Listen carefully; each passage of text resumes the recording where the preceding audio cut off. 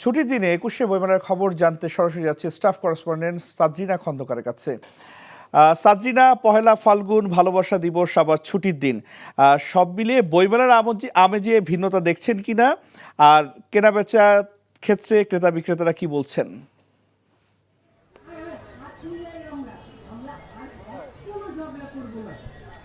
রাইসুল, আমার সহকর্মী কায়কোবাদ মাহমুদ যেমন বলছিল যে ঢাকা বিশ্ববিদ্যালয় প্রাঙ্গণ মেতে উঠেছে বসন্ত এবং ভালোবাসার রঙে, এখানেও কিন্তু এর বহিঃপ্রকাশ পেয়েছে।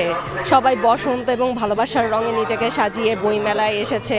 এখানে কিন্তু প্রচুর ভিড়, বিশেষ করে ক্ষুদে দর্শনার্থীরা, তারাও কিন্তু সুন্দর করে সেজে তার বাবা মার সাথে এসেছে, বই কিনছে। তারা বলে যে প্রতি সপ্তাহ তারা অপেক্ষাই করে হচ্ছে এই শিশু প্রহরে আসার জন্য। এবং আজকে বসন্ত এবং ভালোবাসা উৎসব যেহেতু একসঙ্গে এবং বইমেলার, এটা সবাই বলছে এটা এক অন্যরকম অনুভূতি। সকাল থেকেই কিন্তু মেলায় প্রচুর ভিড় জমতে শুরু করেছে, যেমন সাপ্তাহিক দিনে হয়, কিন্তু আজকে বিক্রেতারা বলেছে যে আজকে আরও মনে হচ্ছে ভিড় জমেছে এবং তারা আশা করছে যে সকাল থেকেই যেহেতু এত ভিড় জমেছে এবং বিক্রিও ভালো হচ্ছে, দিন যাওয়ার সাথে সাথে তাদের বই বিক্রয় আরও বাড়বে বলেই তারা আশা করছে।